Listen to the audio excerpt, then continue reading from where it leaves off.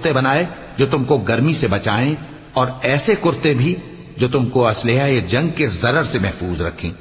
اسی طرح اللہ اپنا احسان تم پر پورا کرتا ہے تاکہ تم فرمانبردار بنو۔ بس اگر یہ لوگ روگردانی کریں تو اے پیغمبر تمہارا کام فقط صاف صاف پہنچا دینا ہے۔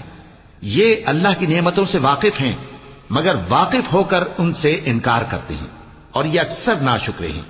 اور جس دن ہم ہر امت میں سے ایک گواہ یعنی پیغمبر کو کھڑا کریں گے، پھر نہ تو کفار کو بولنے کی اجازت ملے گی اور نہ ان کے عذر قبول کیے جائیں گے۔ اور جب ظالم لوگ عذاب دیکھ لیں گے تو پھر نہ تو ان کے عذاب ہی میں تخفیف کی جائے گی اور نہ ان کو مہلت ہی دی جائے گی۔